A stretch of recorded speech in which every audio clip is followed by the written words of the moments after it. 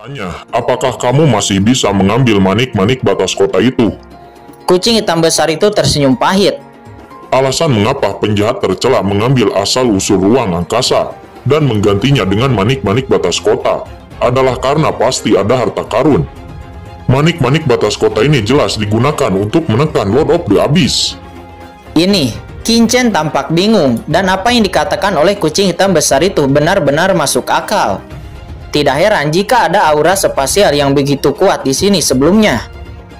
Manik-manik batas kota adalah jantung dunia benua Tianwu, dan kekuatan ruang secara alami sangat kuat. Dan hanya harta ini yang dapat menekan Lord of the Abyss. Kaisar pertama-tama akan turun dan melihat, kata kucing hitam besar itu seraya mengguncang sosoknya. Dia menyapu ke dalam untuk mendekati manik-manik batas kota. Akan tetapi tiba-tiba semburan petir keluar dari segel. Dan itu langsung menghanguskan seluruh tubuh kucing hitam besar itu. kucingku, ini sangat menyakitiku. Rambut kucing hitam besar itu meringkuk, menunjukkan betapa menakutkannya cahaya guntur ini. Oh, sepertinya Master Kucing tidak akan mendapatkan apa-apa. Kata kucing hitam besar itu, dia sangat tertekan, menangis sedih. Qingchen mengerutkan kening. Jika Master Klan Iblis Abyssal berada di bawah segel ini, lalu kemana perginya Kinmo? Dia datang ke sini untuk menemukan cara untuk mengetahui situasi Kinmo. Tetapi ketika dia sampai di sini, dia tersesat lagi. Karena saat ini tampaknya ruang misterius Kinmo tidak ada di sini. Nah Qingchen, apa yang kamu lakukan dengan wajah yang sedih? Kamu telah membuat tawaran besar. Kata kucing hitam besar itu dengan ekspresi masam. Master Langit yang memasang segel luar angkasa di masa lalu secara khusus membuat segel luar angkasa seperti itu untuk mencegah tuan dari klan Iblis Abyssal dilepaskan. Dan segel luar angkasa berisi kekuatan guntur, asal muasal laut guntur. Dengan basis kultivasi Master Kucing saat ini, jika Master Kucing menerobos masuk, pasti akan mati. Tetapi kamu, dalam bentuk guntur, kamu dapat memasuki segel luar angkasa ini. Meskipun kamu tidak dapat mengambil manik-manik batas kota, tetapi kamu dapat memahami kekuatan manik-manik batas kota, jantung dunia, dan itu sangat mungkin untukmu menemukan asal daratan dengan ini. Kata kucing hitam besar itu, dia tertekan. Dia bekerja sangat keras untuk membawa Qingchen ke sini. Tetapi siapa yang akan tahu bahwa Qingchen yang akan memiliki keuntungan? Hal ini membuat kucing hitam besar itu sangat geram. Baik itu cakram Gyeokyeon-kun, kuali penekan iblis, atau jiwa kristal darah. Pada akhirnya anak inilah yang mendapatkannya. Apakah anak ini musuh dari Master Kucing? Saat ini Qingchen tidak berharap bahwa dia akan mendapatkan keuntungan seperti itu. Tetapi dia memiliki perasaan bahwa jika dia bisa merasakan kekuatan manik-manik batas kota, itu pasti akan sangat bermanfaat baginya dalam menerobos alam suci di masa depan. Dengan pikiran di dalam hatinya, sosok Qingchen bergetar dan langsung menyapu ke arah segel luar angkasa. Cuing!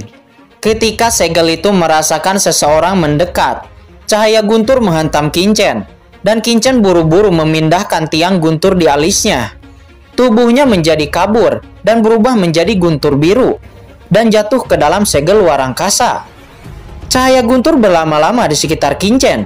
Seperti yang dikatakan kucing hitam besar itu, dia tidak menyerang Qingchen. Begitu dia memasuki segel, Qingchen merasakan aura ekstrim dari kristal suci. Jejak kekuatan kristal suci ini begitu kuat, sehingga hampir berubah menjadi cairan, terus-menerus menyusup ke dalam tubuh Qingchen dari pori-pori, menyebabkan basis kultivasi Qingchen menjadi samar-samar naik.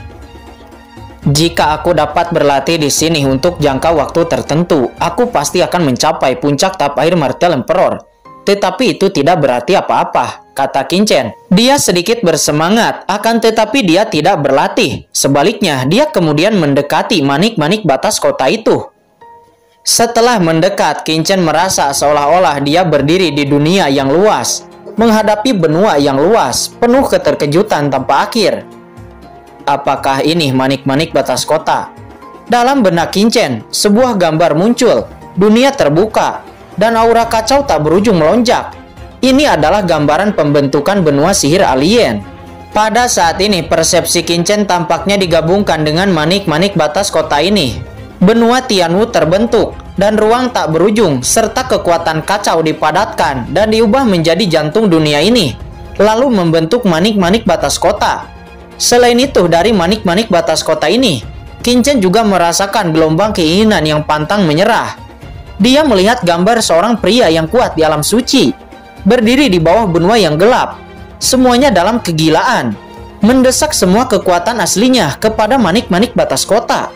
Di antara orang-orang ini ada wanita cantik, pria tua berambut abu-abu, dan pemuda tampan. Ini adalah kelompok ahli teratas, masing-masing dari mereka jauh melampaui orang terkuat di daratan saat ini. Dan mereka jelas merupakan kelompok ahli di ranah alam suci. Namun di dalam gambar, para ahli ini dengan gila-gilaan membakar hidup mereka sendiri, membakar kekuatan asal-usul kehidupan di daratan yang telah mereka pahami, sehingga mereka terintegrasi ke dalam manik-manik batas kota. Ledakan, di bawah desakan banyak orang kuat, manik-manik batas kota bermekaran. Orang-orang ini tertawa liar. Mereka berani dan tidak terkendali. Mereka mendesak manik-manik batas kota untuk menekan iblis di dunia yang gelap ini. Iblis itu meraung dengan keras, tetapi di bawah tekanan manik-manik batas kota, dia hancur berantakan dan menghilang dalam asap. Manik-manik batas kota jatuh dengan gila-gilaan dan akhirnya menekan dunia hitam ini. Dan penguasa ras alien yang tak terhitung jumlahnya jatuh satu demi satu. Ini gambar ras manusia kuno yang mendesak manik-manik batas kota untuk menekan penguasa ras iblis alien di alam rahasia iblis surgawi. Kata Qin Chen, dia sangat terkejut. Ahli manusia kuno di ranah alam suci mengesampingkan hidup dan mati mereka untuk melawan invasi iblis alien, untuk mendesak manik-manik batas kota. Mereka membakar hidup mereka dan melepaskan kekuatan asli mereka. Satu persatu mati dengan murah hati dan mengorbankan dirinya sendiri. Gambar seperti itu sangat mengejutkan. Selama bertahun-tahun benua Tianwu telah damai, namun seberapa sulit kedamaian seperti itu dicapai. Itu sepenuhnya hasil dari para manusia kuno yang telah mengorbankan diri mereka dengan putus asa. Tetapi bagaimana dengan kekuatan utama di daratan saat ini? Qin Chen menggenggam tangannya dengan erat. Orang-orang ini berperang dalam berbagai perang di daratan demi kepentingan mereka sendiri dan demi kekuasaan mereka sendiri. Terutama Sangguan Sinner. Dia bahkan berani berkolusi dengan iblis alien hanya untuk mendapatkan kekuasaan. Jika saya bertanggung jawab atas dunia, saya akan membuat dunia menjadi damai dan orang-orang akan hidup dengan damai. Qin Chen berkata di dalam hati. Dia merasakan tanggung jawab untuk pertama kalinya. Tanggung jawab yang sangat menekannya. Di masa lalu, dia hanya ingin balas dendam. Tetapi sekarang, Qin Chen benar-benar memahami apa yang dimaksud dengan kekuatan yang lebih besar dan tanggung jawab yang lebih besar. Dengan kekuatan, identitas, kualifikasi, dan kewajibannya saat ini, dia akan membiarkan leluhur yang tak terhitung jumlahnya mengalahkan dunia. Jika saya mencapai ranah alam suci, saya akan memusnahkan semua iblis jahat di dunia, dan daratan akan damai. Gemuruh ketika hati Qin Chen diaduk.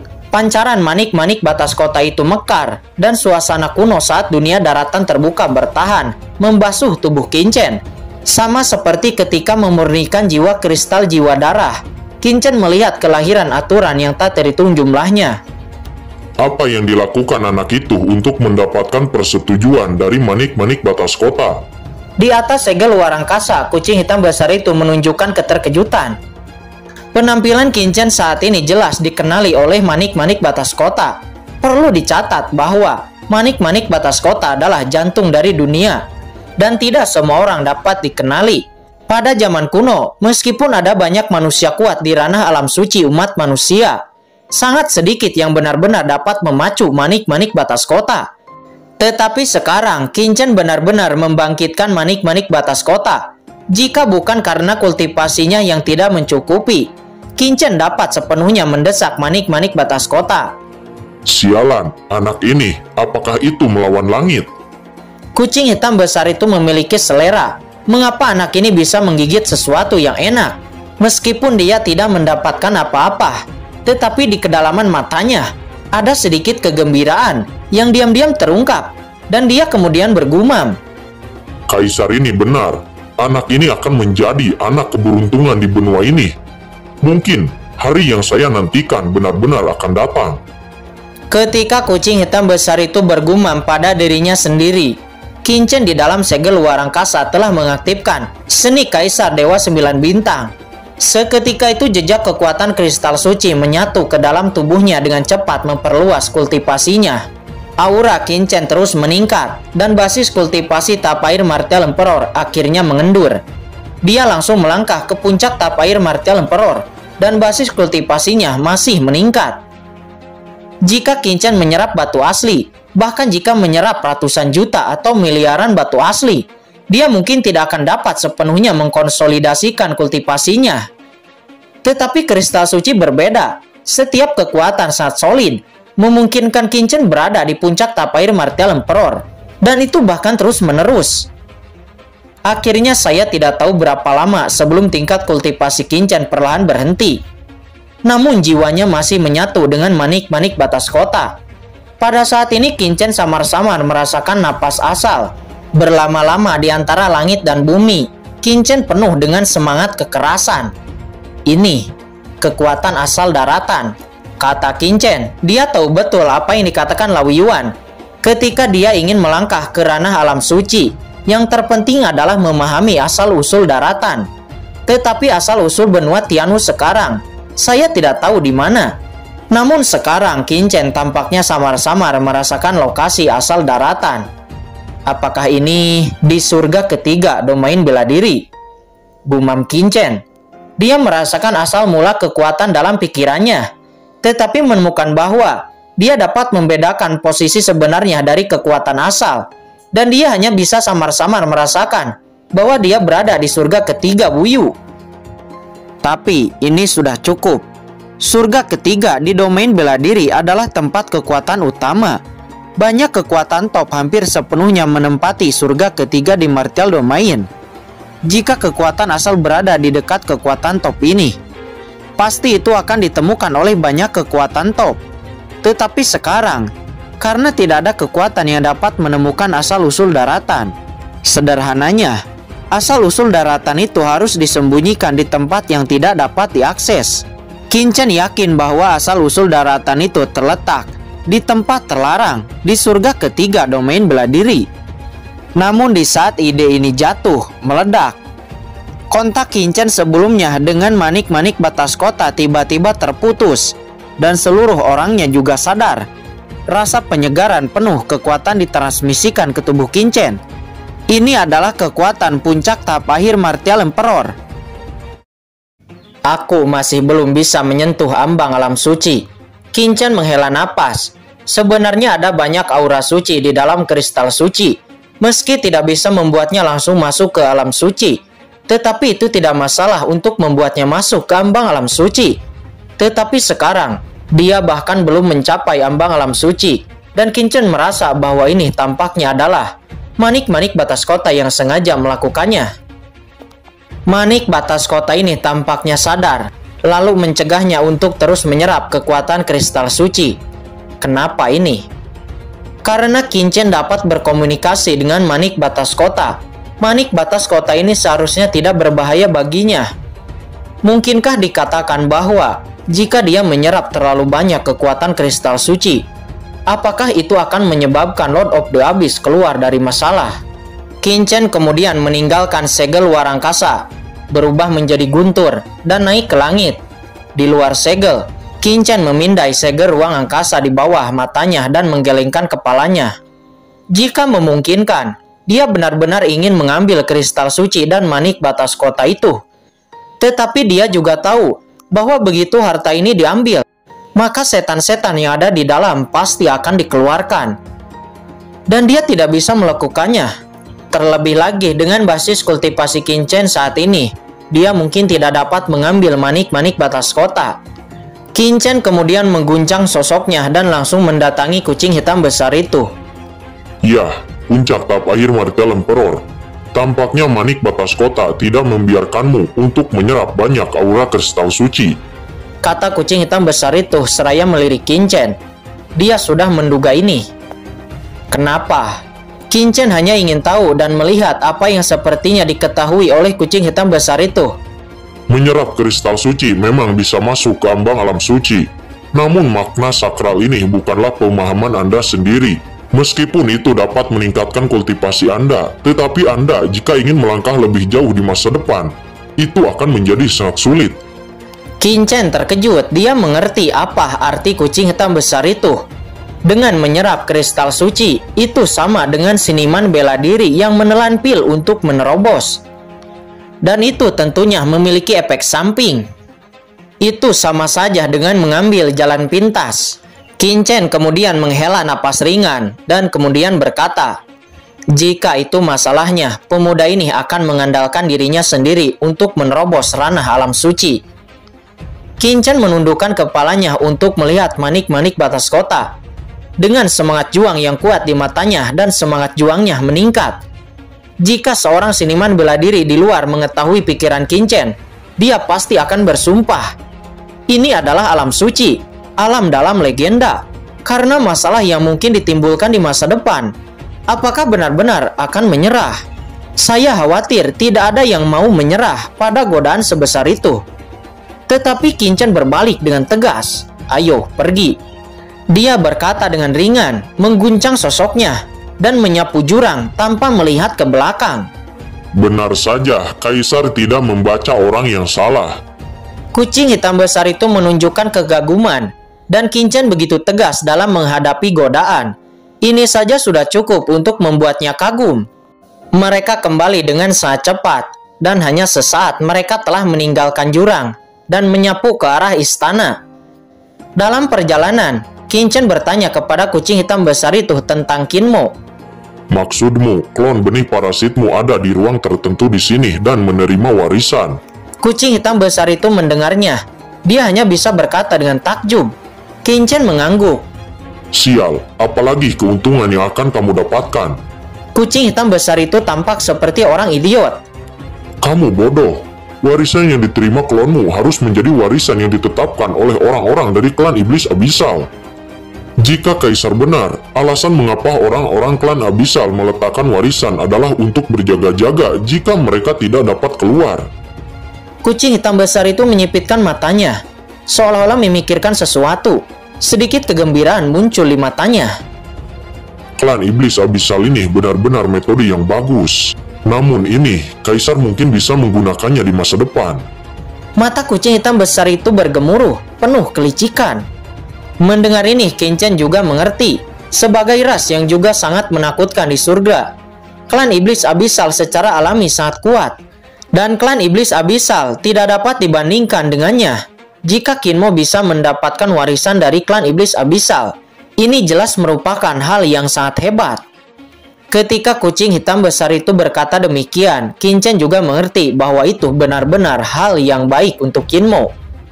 Memikirkan hal ini, Qin Chen benar-benar lega. Qin Mo hanya bisa mengandalkan dirinya sendiri. Pada saat yang sama, Qin Chen juga mengingat wanita yang telah menjalani penilaian warisan dengan Qin Mo. Dan dia merasa sedikit tidak dapat dijelaskan di dalam hatinya ketika mengingat wanita ini. Singkat cerita, Qin Chen dan yang lainnya telah kembali ke aula. Kamu akhirnya kembali, kata Kaisar Jijing di saat melihat Qin Chen. Pukian Kun dan yang lainnya muncul. Dan dia mau tidak mau menunjukkan kegembiraan. Mereka diam-diam tidak menanyakan tentang Lawi Yuan yang hilang. Jika kamu tidak kembali, kita mungkin akan keluar lebih dulu. Bagian ini hampir ditutup. Gong Sun Jie dan yang lainnya melangkah maju dan berkata. Qin Chen melihat sekeliling dan menemukan bahwa terowongan tempat keluar berada perlahan menyusut dan menjadi sangat lemah. Ketua Chen, jika orang-orang dari istana berkabut masih ada di dunia luar, saya khawatir kami harus bergantung pada Ketua Chen dan Saudara Pu untuk mengambil tindakan, kata Lau Jimo dengan gugup. Serahkan pada kami, kata Qin Chen. Dia berkata tanpa ragu. Dia bahkan memiliki sedikit harapan di dalam hatinya, berharap Sangguan Sinner masih ada di luar. Dan dengan basis kultivasinya saat ini, dan juga dengan sutra darah iblis leluhur, dia sama sekali tidak takut kepada Sangguan Sinner. Segera setelah itu, semua orang bergegas ke lorong satu demi satu. Tiba-tiba kekuatan luar angkasa yang tak terlihat menelan mereka semua. Dan seketika itu Qin Chen sudah muncul di lautan guntur. Awan guntur biru melonjak dan ketika Anda melihat sekeliling ada kilatan guntur di mana-mana. Guntur di sini sangat menakutkan dan jelas itu terletak di area inti lautan guntur. Tampaknya segel luar angkasa telah dipindahkan ke inti laut guntur, kata Qin Chen. Saat ini Qin Chen melihat matahari. Sekali lagi Qin Chen juga merasa seperti orang yang selamat. Bagi Qin Chen, semua yang dialami di tanah sihir kuno jelas merupakan pengalaman yang tak terlupakan, penuh dengan krisis hidup dan mati. Setelah Qin Chen keluar, dia tidak melihat orang lain dan segera mengerti bahwa saluran ruang ini harus menjadi saluran transmisi acak. Seperti yang memasuki segel ruang, setiap orang harus segera dikirim ke berbagai posisi di inti lautan guntur. Saat ini Qin Chen mencoba mengirim pesan, dan pesannya berhasil dikirim. Pesan bisa dikirim, sepertinya Sangguan Sinar dan yang lainnya sudah pergi, kata Qin Chen. Dia menggelengkan kepalanya. Jejak kekecewaan terlintas di hatinya. Jika Sangguan Sinar dan yang lainnya masih di sini, mereka pasti akan memblokir pengiriman pesan, seperti yang digunakan oleh klub fighting sebelumnya. Tetapi sekarang pesannya bisa dikirim, Sangguan Sinar mungkin sudah pergi. Jika itu masalahnya, tinggalkan laut guntur lebih dahulu, lalu bertemu lagi di pinggiran, kata Qin Chen. Dia langsung mengguncang sosoknya. Yang dia khawatirkan adalah situasi budak hitam dan yang lainnya di kota Tianlei. Dia tidak tahu apakah Sangguan Sinar telah melakukan sesuatu. Namun ketika Qin Chen meninggalkan kota Tianlei, dia juga sudah membuat rencana dengan budak hitam itu. Di lautan guntur saat ini sejak berita tentang kristal suci menyebar, hal itu telah menyebabkan kegemparan di seluruh martial domain. Banyak ahli dari berbagai kekuatan di daratan terus berdatangan ke kota Tianlei, memasuki lautan guntur untuk mencari segel luar angkasa yang berisi kristal suci dan aula harta karun. Saat ini Qin Chen terbang keluar dari inti laut guntur. Kecepatannya sangat cepat dan hanya setelah setengah jam dia telah meninggalkan inti laut guntur. Qin Chen merasakan arah dan tahu bahwa dia tidak salah. Selama dia terbang ke arah ini, paling lama 1 hari, dia bisa memasuki pinggiran laut guntur. Namun pada saat ini begitu Qin Chen keluar dari area inti, dia mendengar beberapa teriakan tajam. Ada 4 orang, 3 pria dan 1 wanita, itu muncul di hadapan Qin Chen. Keempat orang ini tidak lemah.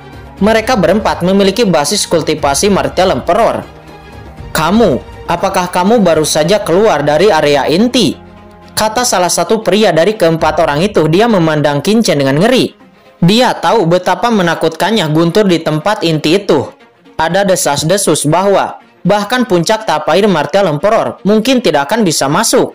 Tetapi sekarang dia melihat seorang pemuda bisa keluar dari area inti. Jadi bagaimana dia bisa mempercayainya? Qin Chen mengabaikan keempat orang itu. Tatapannya tertuju kepada sebuah tombak yang tertancap di bawah. Qin Chen langsung bergegas maju dan mengambil tombak itu. Di samping tombak itu ada cincin penyimpanan yang juga diambil oleh Qin Chen. Ini jelas tertinggal setelah pemiliknya mati. Keempat orang itu melihat tombak di tangan Qin Chen dan menyadari bahwa tombak itu adalah tombak tingkat kaisar. Keempat orang itu terkejut saat melihat tombak itu. Mereka semua memandang tombak di tangan Qin Chen dengan rakus. Namun mereka berempat tidak berani untuk merampas dari Qin Chen. Tombak yang bagus, ini bisa diberikan kepada budak hitam, kata Qin Chen. Dia menghela napas secara diam-diam. Qin Chen kemudian melirik keempat orang itu dan berkata, "Apa yang kalian lakukan di sini?" Mendengar pertanyaan Qin Chen, wanita dari keempat orang itu membungkuk dan dia berkata, "Saya menunggu di sini untuk menemukan lokasi segel luar angkasa tempat kristal suci berada. Kekuatan utama di kota Tianlei mengatakan bahwa selama kami menemukan lokasi segel luar angkasa, mereka akan memberikan hadiah besar." Mendengar ini, jejak keraguan muncul di wajah Qin Chen. Kalian mencari segel luar angkasa. Apakah segel luar angkasa itu hilang? Dan apakah masih banyak kekuatan yang datang ke kota Tianlei? Kata Qin Chen. Dia masih memikirkan bagaimana cara mencegah semua orang untuk masuk ke dalam segel luar angkasa. Dia bahkan berpikir untuk mengatur formasi besar untuk memblokir segel luar angkasa. Karena jika ada orang yang masuk ke dalam segel luar angkasa, itu hanya akan memberi makan klan iblis abisal. Senior, apakah Anda baru saja keluar dari dalam segel luar angkasa itu? Kata wanita itu. Dia berkata seraya menatap Qingchen dengan penuh harap. Jika Anda sedang mencari segel luar angkasa, maka tidak perlu, kata Qingchen. Dia menggelengkan kepalanya. Dia kemudian hendak bertanya tentang apa saja yang terjadi di kota Tianlei. Akan tetapi, tiba-tiba dua sosok pria kuat terbang melintas. Kedua sosok ini jelas merupakan ahli di tingkat Martial Emperor. Bahkan salah satunya adalah tahap akhir Martial Emperor. Sebelum keduanya datang, keduanya melihat tombak di tangan Qingchen. Tombak itu bersinar dan memancarkan aura yang mencengangkan. Salah satu dari mereka berkata, "Itu tombak tingkat kaisar yang kuat." Setelah mengatakan itu, dia mempercepat dan bergegas langsung ke arah Qingchen. Dan pada saat yang sama, dia ingin meraih tombak yang ada di tangan Qingchen. "Hahaha, kamu mendapatkan tombak ini di lautan guntur ini. Kamu masih sangat muda. Lebih baik berikan tombak itu kepada kaisar, dan kaisar tidak akan berbuat buruk padamu." Orang itu tertawa. Dia benar-benar mencoba merebut tombak hitam di tangan Qingchen. Qingchen melirik orang itu dengan acuh tak acuh, dan itu hanya tahap tengah Martial Emperor. Dan bahkan Qingchen sangat malas untuk mengeluarkan pedang kuno Banyue. Qingchen langsung menghantam orang itu dengan tinjunya. "Hahaha, anak kecil, kamu masih ingin melawan kaisar ini?" kata orang itu. Namun sebelum dia bisa mengatakan lebih banyak, dia merasakan sebuah tinju menyapu ke arahnya. Wajahnya tiba-tiba berubah. Dia buru-buru mencoba melawan, tetapi sudah terlambat. Dengan ledakan, esensi sejati yang menakutkan menghantamnya, dan seluruh orang itu langsung hancur berkeping-keping dan berubah menjadi kabut darah. Ada sedikit aturan ruang dalam serangan Qingchen itu. Orang dengan basis kultivasi tahap tengah Martial Emperor itu bahkan tidak meninggalkan daging dan darah. Dia langsung hancur menjadi kehampaan di lautan guntur ini. Orang yang satunya lagi dengan kultivasi tahap akhir Martial Emperor itu bergegas mendekat, segera berhenti dan menatap Qingchen dengan kaget. Dia tidak menyangka Qingchen begitu mengerikan. Dia membunuh bawahannya dengan satu pukulan. Meskipun dia adalah seorang tahap akhir Martial Emperor, dia beberapa kali lebih kuat dari bawahannya. Akan tetapi jika dia ingin membunuh seorang ahli di tahap tengah Martial Emperor dengan satu pukulan, itu sangat tidak mungkin. "Bocah bau, beraninya kamu membunuh bawahan lelaki tua ini, sangat berani," kata lelaki tua itu. Sebuah pedang berwarna darah muncul di tangannya. Begitu pedang ini muncul, kehampaan tiba-tiba mengeluarkan rengekan. Saya melihat darah menyebar seperti hantu, itu melolong. Pisau darah, apakah orang ini leluhur dari pisau darah? Kata keempat orang itu. Mereka berempat tiba-tiba menarik napas dalam-dalam, masing-masing gemetar, takut untuk mengatakan sepatah kata pun. "Cepat, pergilah," kata Qingchen. Dia melirik apa yang disebut leluhur pisau darah itu. Dia mendengus dingin. Dia terlalu malas untuk membunuh orang. Tetapi jika pihak lain bergerak untuk menyerangnya, maka jangan salahkan Qingchen karena bertindak kejam.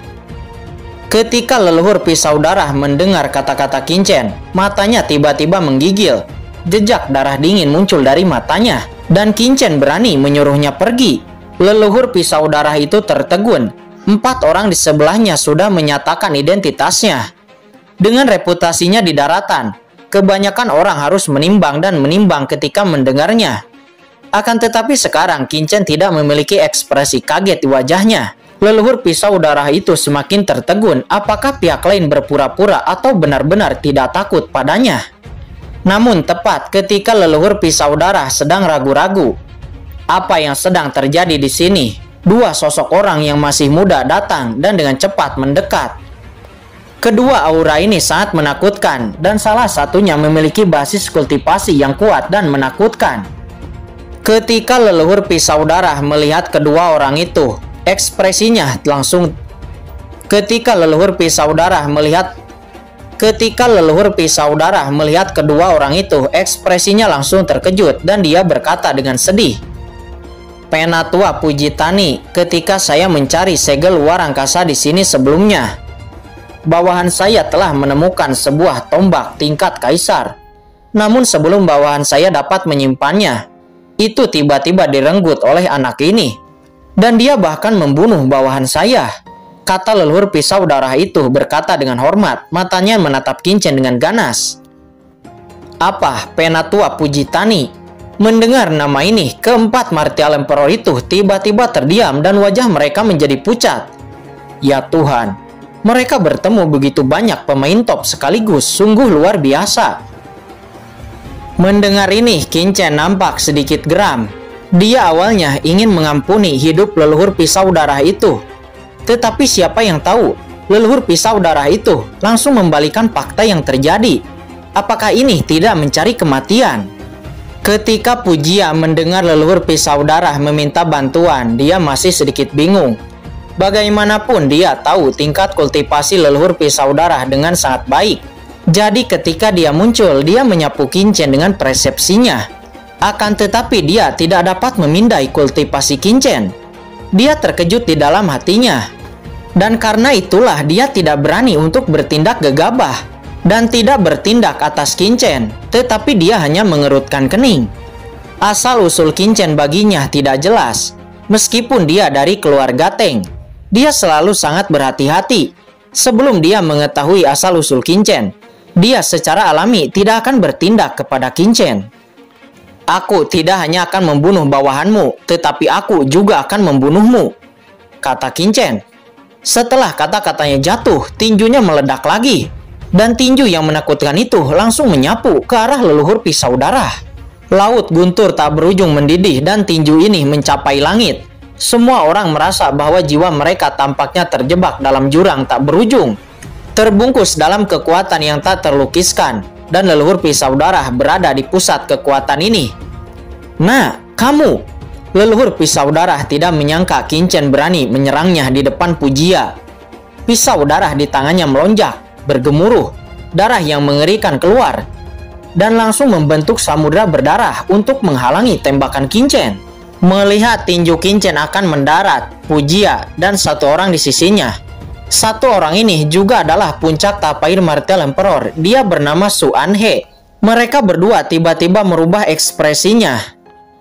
Saat ini perisai berdarah yang dibentuk oleh leluhur pisau darah tiba-tiba pecah berkeping-keping. Kepalan tangan yang mengerikan itu akan menghantam tubuh leluhur pisau darah. Tuan Pujia, selamatkan aku! Teriak leluhur pisau darah dengan ngeri. Ketika dia menemukan bahwa serangan laut darahnya diledakkan oleh Kincen, hatinya penuh dengan kengerian. Dia berpikir bahwa Kincen sama dengan dirinya, yaitu tahap akhir Martial Emperor. Tetapi sekarang dia yakin bahwa Kincen adalah puncak tahap akhir Martial Emperor. Tiba-tiba rasa ketakutan yang tak ada habisnya muncul di hatinya. Dia tidak bisa berpikir bahwa Kincen, seorang pemuda, akan memiliki basis kultivasi setinggi itu dan kekuatan yang sangat menakutkan. Jika dia tahu dari awal, dia tidak akan mencari masalah dengan Kincen. Namun sayangnya sekarang sudah terlambat. Saat ini Su Anhe dan Pujia buru-buru bergerak ingin menyelamatkan leluhur pisau darah itu. Namun itu sudah terlambat. Leluhur pisau darah itu diledakkan menjadi kabut darah oleh tembakan Kincen. Pisau perang berdarah itu mengambang di lautan guntur. Darah yang tak terhitung jumlahnya mengambang dan kemudian dimusnahkan menjadi kehampaan oleh banyak sinar petir dari laut guntur, dan tidak ada yang tersisa. Begitu Kincen mengangkat tangannya, pisau darah itu langsung jatuh ke tangan Kincen. Kincen meliriknya dan mengangguk sedikit puas. Adapun cincin penyimpanan leluhur pisau darah, Kincen bahkan tidak melihatnya, dan langsung melemparkan cincin itu ke dalam cakram Gyeokyan Kun bersama dengan pedang darah itu. Baru saat itulah Pujia bereaksi.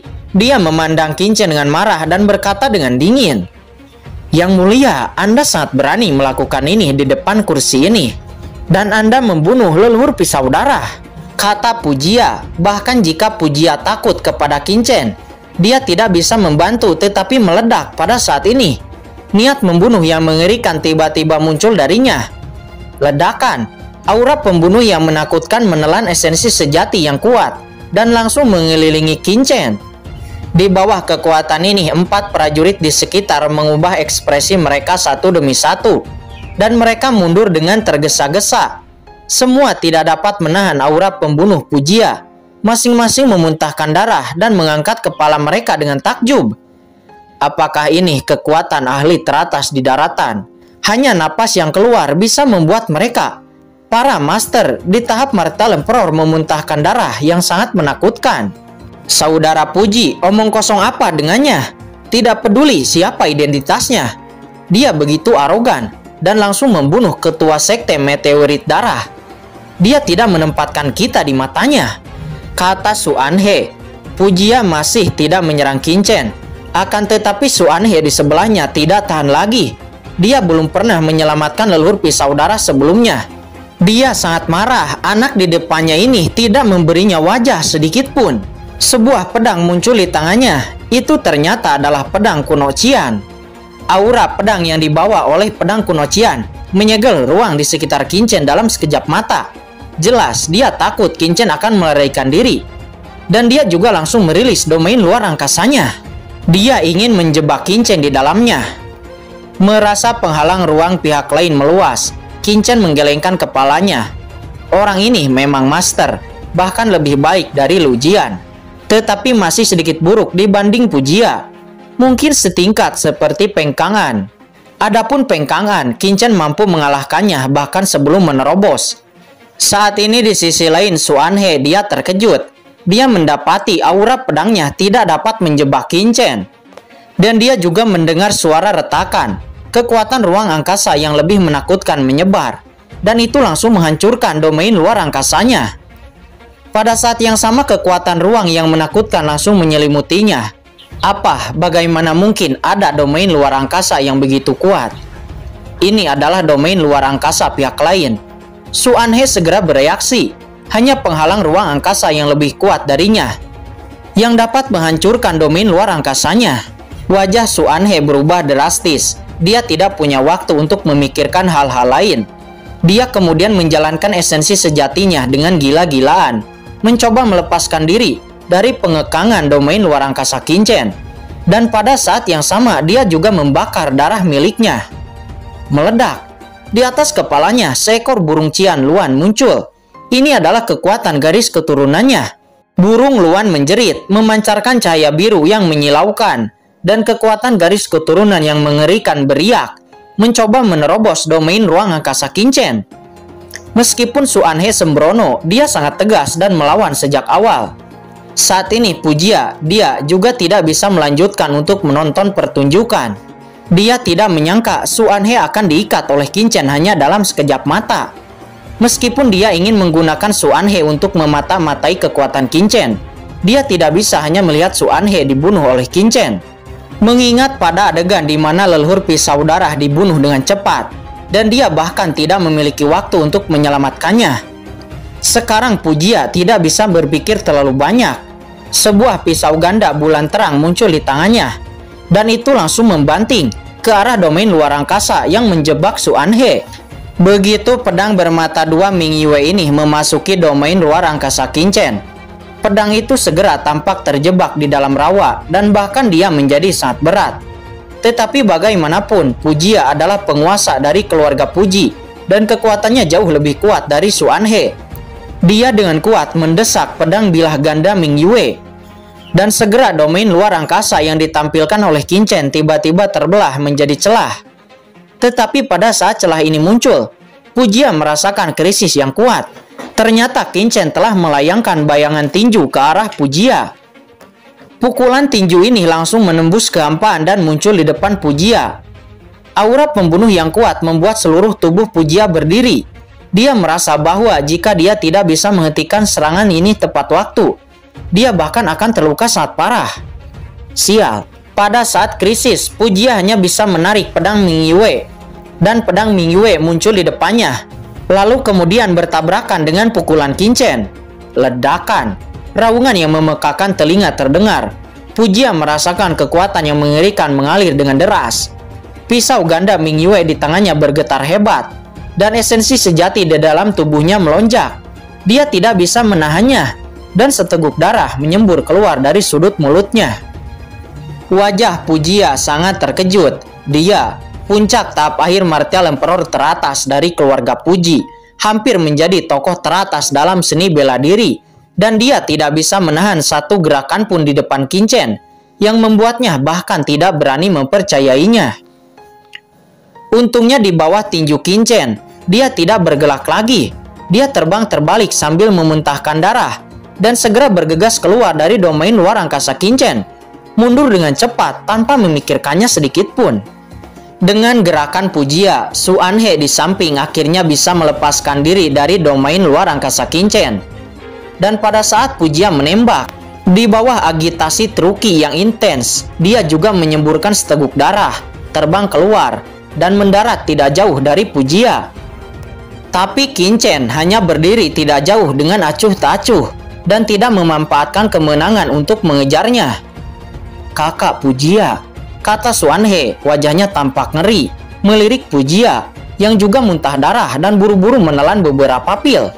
Pujia mengabaikan Su Anhe, dia buru-buru mengeluarkan pil, lalu menelannya, dan kemudian menstabilkan sosoknya. Pada saat ini keduanya memandang Qin Chen dengan takjub, tidak pernah menyangka bahwa mereka akan dikalahkan hanya sesaat di depan pemuda ini.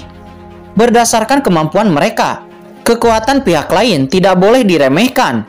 Pemuda ini sangat kuat, juga sangat menakutkan. Apakah ada lawan di benua Tianwu? Keduanya terkejut, dan saya khawatir kecuali kekuatan dari kekuatan teratas, seperti leluhur dari keluarga besar atau master lainnya, adalah mungkin untuk mengalahkan orang ini. Namun mereka bukanlah orang yang mau menyerah jika kebencian ini tidak dilaporkan. Bagaimana mereka berdua bisa bersekongkol di daratan di masa depan? Keduanya saling memandang dengan cahaya ganas melintas di mata mereka. Meskipun mereka sangat terkejut dengan kekuatan Qin Chen, tetapi untuk hanya melarikan diri, mereka mungkin masih bisa melakukannya. Saat ini Qin Chen menghela napas dalam. Dia terlalu malas untuk membunuh orang-orang ini. Dengan basis kultivasinya saat ini, semua tujuannya jatuh kepada master di ranah semi alam suci, seperti Raja Iblis, Lord of the Abyss, Sangguan Sinner, dan yang lainnya. Dan dia tidak tertarik kepada orang-orang seperti Pujia. "Kakak Chen, hahaha, akhirnya aku menemukanmu." Pada saat ini tawa ceria terdengar. Di kejauhan sesosok dengan cepat terbang, terbungkus dalam napas yang sangat menakutkan, dengan perasaan gembira. Itu adalah Kaisar Ji Jing. "Kakak Chen, saya tidak berharap saluran transmisi itu menjadi saluran transmisi acak. Orang tua ini berencana keluar dari lautan guntur untuk mencarimu, tetapi aku tidak menyangka akan bertemu secepat ini," kata Kaisar Ji Jing. Dia berkata sambil tersenyum. Ada sedikit ketegangan di wajahnya, tetapi saat ini dia merasa lega. Dia pada awalnya sangat takut jika dia tidak sengaja bertemu dengan Sangguan Sinner. Namun sekarang setelah bertemu dengan Qin Chen, dia akhirnya bisa menghela napas lega. Karena dengan Qin Chen di sisinya, bahkan jika dia bertemu Sangguan Sinner, dia tidak akan takut sama sekali. "Pujia, apa yang kamu lakukan di sini?" kata Kaisar Ji Jing. Ketika Kaisar Ji Jing melihat orang yang bertarung melawan Qin Chen, dia terkejut. Dia baru keluar setelah memastikan bahwa orang yang bertarung dengan Qin Chen bukanlah Sangguan Sinner. Tetapi dia tidak menyangka, ternyata itu adalah Pujia dari keluarga Teng. Sebagai kekuatan teratas di daratan, secara alami Kaisar Ji Jing mengetahuinya. Pil senior Kaisar Ji Jing. Dibandingkan dengan keraguan Kaisar Ji Jing, Pujia dan Su Anhe jauh lebih terkejut daripada Kaisar Ji Jing. Wajah keduanya menunjukkan ekspresi yang sangat terkejut. Mereka tidak menyangka bahwa anak muda yang mereka lawan bahkan akan mengenal Kaisar Ji Jing. Dan hubungannya dengan Kaisar Ji Jing tampaknya sangat baik. "Kaisar Ji Jing, bukankah kamu sudah memasuki segel luar angkasa itu? Mengapa kamu muncul di sini? Apakah kristal suci itu nyata?" kata Pujia. "Ternyata kamu di sini untuk kristal suci." Kaisar Ji Jing tersenyum pahit. Tanah harta karun kristal suci di segel luar angkasa itu sebenarnya adalah jebakan. Jika kalian berdua ada di sini demi kristal suci, saya menyarankan kepada Anda untuk berhenti di sini, kata Kaisar Ji Jing. "Apa? Perangkap?" Pujia terkejut. dan buru-buru bertanya lagi, "Kaisar Jijing Senior, apa yang telah terjadi?" Ini cerita yang sangat panjang. Jika bukan karena Tuan Chen, saya khawatir saya telah mati di dalam segel luar angkasa itu sejak lama. Adapun yang terjadi, saya akan membicarakannya nanti. Tetapi, mengapa kamu berkonflik dengan Tuan Chen? Kata Kaisar Jijing, dia mengerutkan kening. Kaisar Pil Senior, bukannya aku menunggu untuk berkonflik dengannya, tetapi untuk merebut tombak tingkat Kaisar. Anak itu membunuh leluhur pisau darah dari sekte meteorit darah. Jadi tentu saja aku tidak bisa tinggal diam, kata Pujia. Kaisar Jijing terkejut, dia melirik tombak hitam di tangan Qin Chen. Itu memang harta karun. Tetapi jika Tuan Chen membunuh leluhur pisau darah hanya untuk tombak ini, Kaisar Jijing tidak akan pernah mempercayainya. Orang itu benar-benar membalikan fakta yang terjadi. Tombak ini pada awalnya diperoleh olehku. Leluhur pisau darahlah yang ingin merebut tombak ini dariku, dan dia dipenggal olehku.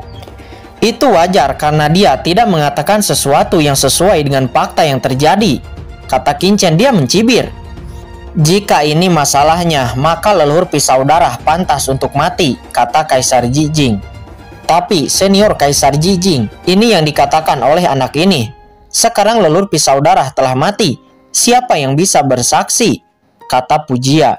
Saya yang akan bersaksi. Pada saat ini, seorang wanita di antara keempat orang itu berjalan maju dengan ekspresi gemetar. Muhan. Ekspresi ketiga pria di belakang wanita itu tiba-tiba berubah dan mereka buru-buru berteriak. Ternyata wanita itu bernama Muhan. Mereka berempat sebenarnya terkejut. Apakah itu Pujia, Suanhe, atau Kaisar Jijing? Mereka semua terkenal di daratan, dan masing-masing dari mereka adalah puncak tahap air martel emperor teratas. Jika mereka menyinggung salah satu dari mereka, mereka khawatir mereka akan mati. Sekarang kebenaran telah terungkap. Apakah ada hal lain yang ingin kalian berdua katakan? Jika tidak, saya akan pergi, kata Qin Chen. Tidak. Ternyata dua orang dari sekte meteorit darah telah menyinggung saudara Chen. Maka mereka benar-benar pantas untuk mati. Saya meminta maaf kepada saudara Chen.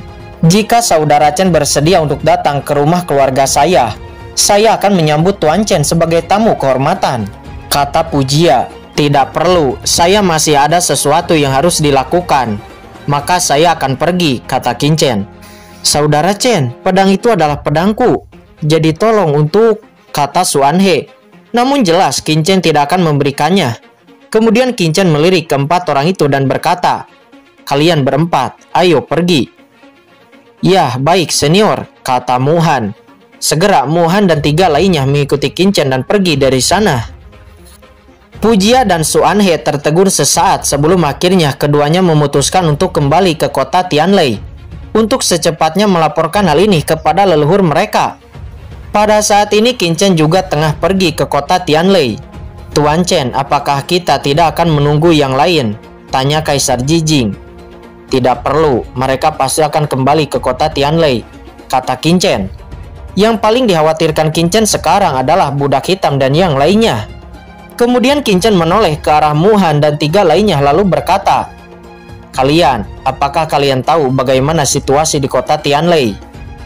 Wanita bernama Muhan itu tahu apa yang ingin diketahui Qin Chen, kemudian dia berkata, sekarang kota Tianlei dikuasai oleh beberapa kekuatan teratas di daratan seperti keluarga Teng, keluarga Xiao, sekte hantu surgawi, dan ada juga kekuatan lain. Tetapi junior tidak mengetahuinya. Lalu, apakah kamu mendengar berita tentang Orde Hitam? Kata Qin Chen, dia bertanya lagi. Di samping, Kaisar Jijing sedikit tertegun. Dia hanya tahu bahwa identitas Chen King ini dari Orde Hitam. Tetapi Kaisar Jijing tidak percaya. Karena kekuatan Qin Chen begitu menakutkan, dan bahkan Puqian Kun mengikutinya. Dia sangat yakin, pasti Chen King ini memiliki identitas lain. Orde Hitam. Muhan mengerutkan kening. Sepertinya dia memikirkan sesuatu dan kemudian dia berkata, Orde Hitam harus menjadi salah satu kekuatan teratas di kota Tianlei. Tetapi baru-baru ini, Orde Hitam dibom secara langsung oleh orang misterius dan diratakan menjadi tanah kosong. Apa? Kilatan dingin terpancar di mata Qin-chen. Lalu, bagaimana dengan orang-orang di Orde Hitam? Tanya Qin-chen. Junior mendengar bahwa tidak ada satu orang pun di Orde Hitam dan tidak ada yang terluka, kata Mu-han. Mendengar ini, Qin-chen menghela napas lega. Sepertinya budak hitam telah bersembunyi sesuai dengan apa yang direncanakan. Qin-chen kemudian merekrut Mu-han dan 3 lainnya untuk bergabung dengan Orde Hitamnya. Dan tentu saja, Mu-han dan 3 lainnya sangat bersemangat dan bersedia bergabung dengan Orde Hitam. Selanjutnya, Qin-chen menampilkan domain guntur luar angkasanya. Seketika itu domain Qin-chen menyelimuti semua orang. Semuanya, kita akan pergi dengan kecepatan tercepat, kata Qin-chen. Seketika mereka berenam melesat dengan kecepatan yang sangat cepat di dalam domain guntur luar angkasa Qin-chen. Mereka bergerak di dalam kehampaan.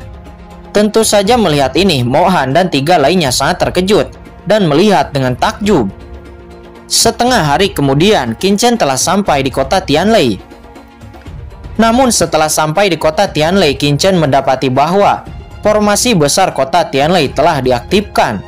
Oleh karena itu, sekarang tidak bisa untuk langsung memasuki kota Tianlei, tetapi harus masuk melalui gerbang masuk. Apakah formasi besar ini diaktifkan oleh kekuatan teratas? Qin-chen mengerutkan kening. Dia dan yang lainnya segera pergi ke gerbang masuk kota Tianlei. Terlihat ada 2 penjaga yang menjaga gerbang. Biaya untuk masuk 1000 batu asli, kata salah satu penjaga itu kepada Qin-chen. Tuan muda ini adalah Presiden Orde Hitam. Sejak kapan kota Tianlei memungut biaya untuk masuk? Mengapa tuan muda ini tidak tahu? Kata Qin-chen dengan dingin. Orde Hitam macam apa? Sekarang kota Tianlei telah dikuasai oleh kekuatan teratas kami. Jadi tidak peduli siapa kalian, jika ingin masuk harus membayar, kata penjaga itu. Mu-han, ternyata itu kamu. Apakah kamu tidak memiliki batu asli untuk masuk? Apakah kamu ingin aku membayarnya untukmu? Sebuah suara terdengar. Ternyata itu adalah seorang pria. Pria ini bernama Gu Jun. Dia berasal dari kekuatan yang sama dengan Mu-han. Dia sudah lama menyukai Mu-han, tetapi Mu-han tidak tertarik kepadanya. Tidak perlu, kata Mu-han. Mu-han, apakah orang ini temanmu? Kata Qin-chen. Senior, orang ini tidak ada hubungannya dengan junior, kata Mu-han. Senior? Gu Jun melihat Qin-chen dengan jijik. Mu-han, apakah kamu gila? Atau apakah kamu ditipu? Kamu benar-benar memanggil anak kecil itu sebagai senior? Hahaha, kata Gu Jun. Dia tertawa. Tangannya melambai ingin memukul wajah Qin-chen dengan telapak tangannya. Namun sebelum telapak tangannya jatuh, Qin-chen sudah menghantamnya dengan sebuah tinju. Di bawah tinju menakutkan itu, tubuh Gu Jun meledak seketika, dibombardir dan berubah menjadi kabut darah. Hanya menyisakan cincin penyimpanan, dan cincin penyimpanan itu ditarik oleh Qin-chen. Kamu berani membunuh orang di depan gerbang kota Tianlei kami, kata penjaga itu. Kenapa? Apakah dilarang membunuh di sini? Sekarang kalian berdua cepat pergi. Kota Tianlei bukan tempat yang bisa kalian ambil alih begitu saja, kata Qin-chen. Sangat arogan. Apakah kamu pikir kamu adalah pemilik kota Tianlei? Sebuah suara terdengar, disusul dengan kemunculan seorang pria. Tuan Xiaoming, kata kedua penjaga itu seraya memberi hormat. Orang yang datang bernama Xiaoming. Dia adalah seorang penatua dari keluarga Xiao. Kamu benar, tuan muda ini adalah kekuatan lokal di kota Tianlei. Dan pemuda ini akan mengambil alih kota Tianlei di masa depan, kata Qin-chen. Kamu sangat berani. Sekarang kota Tianlei telah diambil alih oleh kekuatan besar kami. Jadi sekarang kamu berlutut, memohon belas kasihan. Mungkin masih ada cara bagimu untuk tetap hidup, kata Xiaoming. Dia mendengus dan kemudian dia langsung melayangkan serangan telapak tangannya ke arah Qin-chen.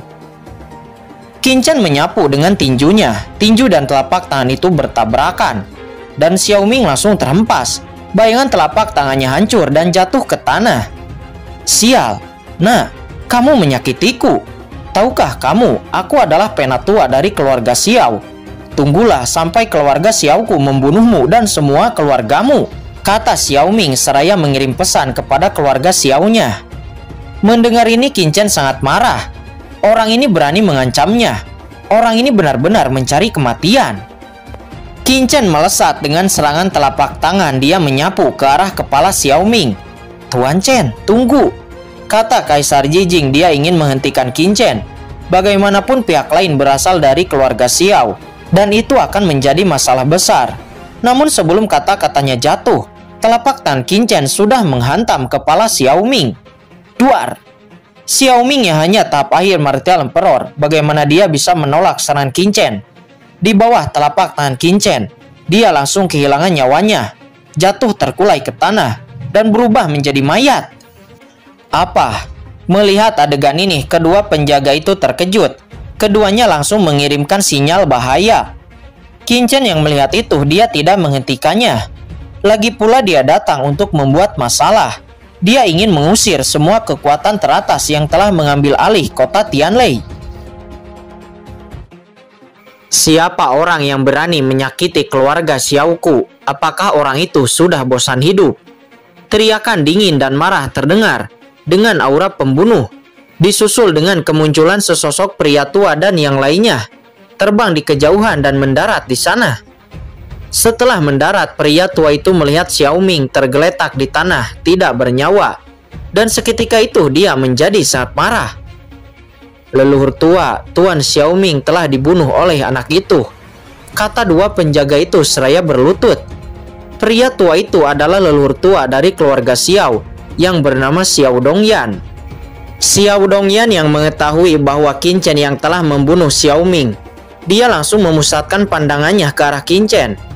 "Nah, tidak peduli siapa identitasmu, karena kamu telah berani menyinggung keluarga Xiaoku, maka kamu harus mati hari ini," kata Xiao Dongyan dengan aura membunuh yang keluar dari tubuhnya. "Leluhur tua Xiao Dongyan, tunggu sebentar," ucap Kaisar Jijing seraya melangkah maju. "Leluhur tua Xiao Dongyan, Xiao Ming lah yang bertindak sombong dan menyinggung Tuan Chen. Jadi pantas baginya untuk mati. Demi wajah orang tua ini, tolong lupakanlah masalah ini," kata Kaisar Jijing. "Kamu Kaisar Pil Mirror.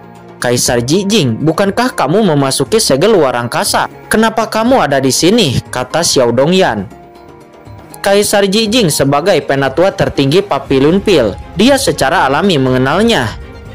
Ini ceritanya sangat panjang, tapi Xiao Dongyan, demi wajah orang tua ini, lupakanlah masalah sebelumnya, kata Kaisar Jijing. "Tidak mungkin," kata Xiao Dongyan, dia sepertinya tidak akan melepaskan Qin Chen begitu saja. Sesaat berikutnya banyak ahli teratas telah sampai di sana. Mereka datang karena mendapat pesan pemanggilan dari Xiao Dongyan. "Xiao Dongyan, ada hal mendesak apa sehingga kamu memanggil kami?" kata Master Sekte Hantu Surgawi Guiyan Luo. Yang datang bukan hanya dari Sekte Hantu Surgawi, tetapi keluarga Teng, Papilun Pil, dan juga yang lainnya. Melihat Kaisar Jijing, wakil Tuan Papilun Pil yang bernama Qi Yuming langsung bergegas ke depan Kaisar Jijing. Selain dari Papilun Pil, banyak ahli lainnya yang juga mengerumuni Kaisar Jijing. "Kaisar Jijing, Anda memasuki segel luar angkasa. Mengapa Anda ada di sini? Kenapa kamu hanya sendiri? Di mana Chu Huahan dari gerbang tersembunyiku? Di mana Lao Jimo dari aula artepaku?" Suara-suara bertanya-tanya yang tak terhitung jumlahnya terdengar, dan mereka bertanya dengan antusias. Alasan mereka datang ke kota Tianlei adalah karena kristal suci, dan sekarang mereka sangat ingin tahu mengenai kebenarannya. "Semuanya tenanglah, ceritanya sangat panjang," kata Kaisar Jijing. "Masalah istana berkabut berkolusi dengan iblis alien dan menjebak banyak kekuatan ini sangat penting, sehingga Kaisar Jijing harus menunggu Lao Jimo dan yang lainnya kembali sebelum memberitahukannya kepada semua orang." Semuanya orang yang dibawa Kaisar Jijing telah membunuh penatua keluarga Xiaoku, Xiao Ming, kata Xiao Dongyan. "Apa orang yang dibawa Kaisar Jijing membunuh Xiao Ming? Itu sangat berani." Tatapan semua orang segera tertuju kepada Qin Chen. "Leluhur, orang itu juga telah membunuh leluhur pisau darah," kata Pujia. Dia saat ini telah sampai di sana lalu berkata kepada leluhur keluarga Tengnya yang bernama Puji Kajan. "Kaisar Jijing, apa maksudnya ini?" kata Guiyan Luo. Pada saat ini tatapan semua orang terfokus kepada Kaisar Jijing dan Qin. Semuanya ini hanya salah paham, kata Kaisar Jijing. Dia baru saja akan melangkah maju untuk menjelaskan, tetapi sebuah suara langsung menyela. Ini bukan kesalahpahaman. Xiao Ming memang dibunuh oleh Ben Shao. Xiao Ming itu sangat berani, mengambil alih kota Tianlei dan bahkan memungut biaya masuk. Itu hanya bandit. Pemuda ini juga menegaskan kepada kekuatan teratas untuk berhenti menduduki kota Tianlei. Dan kota Tianlei kembali ke tangan kekuatan lokal, kata Qin dengan dingin. Apakah anak ini sadar apa yang dia katakan? Biarkan semua pengaruh besar meninggalkan kota Tianlei. Dari mana dia memiliki kepercayaan diri untuk mengatakan hal seperti itu? Hahaha. Anak ini sangat sombong, menarik. Hahaha. Beberapa orang di sana berkata dan tertawa setelah mendengar kata-kata Qin.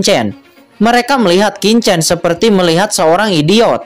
Siapa yang memberi anak ini keberanian? Apakah itu pil Emperor Kaisar Jijing? Semuanya, anak ini juga telah membunuh leluhur pisau darah. Dan bahkan Pujia terluka olehnya, kata leluhur keluarga Teng, Puji Kajan. Mendengar ini semua orang kembali terkejut. Berakhir. Sudah berakhir. Orang yang dibawa Kaisar Jijing ini telah menyinggung keluarga Xiao dan keluarga Teng.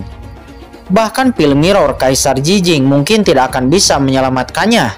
Di mata semua orang, Qin berani menyinggung keluarga Xiao dan keluarga Teng. Itu sepenuhnya hanya karena Qin didukung oleh Kaisar Jijing. Kaisar Jijing menghela napas. Orang-orang ini benar-benar tidak mendengarkan peringatannya. Namun dia kemudian tidak peduli kepada yang lainnya. Dia hanya menoleh ke arah wakil Tuan Papiliun Qi Yuming dan berkata, "Segera keluarkan perintah untuk tidak ikut campur dalam pengendalian kota Tianlei. Semua orang dari Papiliun Pil tidak ada yang boleh bertindak liar di kota Tianlei." Mendengar ini Qi Yuming tertegun. Dia tidak mengerti mengapa Kaisar Jijing memberi perintah ini. Akan tetapi karena Kaisar Jijing adalah penatua tertinggi Papiliun Pil, dia pada akhirnya menuruti perintah dari Kaisar Jijing. Papiliun Pil benar-benar berhenti dan menyerah untuk mengendalikan kota Tianlei? Banyak orang tertegun, tetapi ada juga orang yang mencibir. Perlu dicatat bahwa kota Tianlei memiliki banyak manfaat. Kekuatan mana yang tidak ingin masuk dan memakan banyak keuntungan? Apakah ada orang lain yang ingin berhenti lagi? Kata Qin. Dia berkata dengan dingin lagi. Yang mulia ini sangat sombong. Kamu harus memberitahu dari mana asal-usulmu, kata Xiao Dongyan. Pemuda ini adalah Presiden Orde Hitam. Anda bahkan tidak mengenal saya, tetapi Anda berani menduduki kota Tianlei saya, kata Qin. Tuan Presiden. Pada saat ini beberapa orang keluar dari kerumunan dan datang kepada Qin. Itu adalah budak hitam, pria tua Dabei, Xia Wusang dan yang lainnya. Dan Ge Hongsen juga ada di antara mereka. Melihat budak hitam dan yang lainnya baik-baik saja, Qin menghela napas lega. Saudara Chen, di mana Presiden Gong Xunjie dari Sky Scanner saya? Tanya Ge Hongsen. Jangan khawatir, Gong Xunjie baik-baik saja, tetapi yang lainnya tidak. Masalah ini sangat panjang, jadi mari kita tunggu sampai Gong Xunjie kembali, kata Qin. Mendengar pemimpinnya masih hidup, Ge Hongsen nampak menghela napas lega. Kemudian dia, budak hitam, dan yang lainnya menatap ke arah Xiao Dongyan dan juga yang lainnya dengan dingin.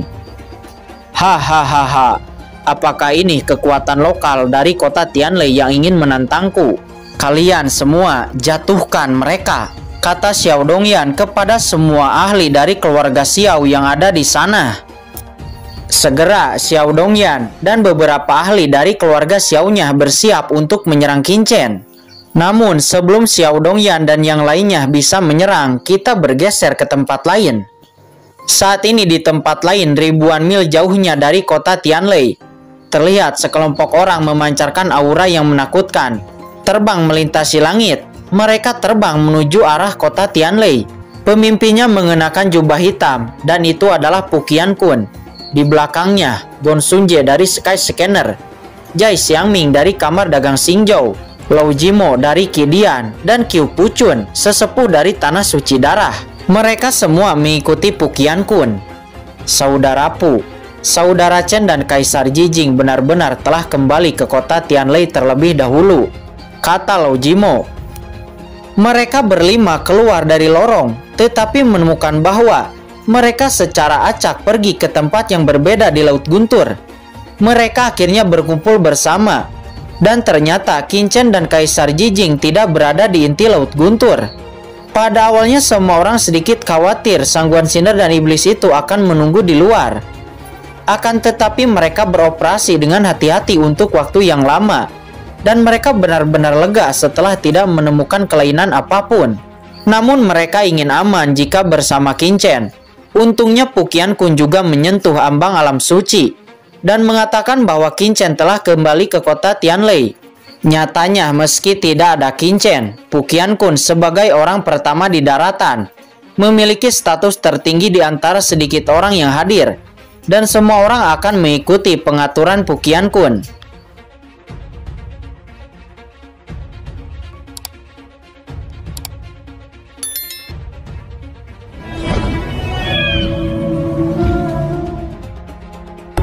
Oke guys, sudah dulu ya. Jangan lupa subrek biar lanjut terus ceritanya. Bagi yang sudah subrek, mudah-mudahan dimudahkan rezekinya. Mimin undur diri. See you next and goodbye.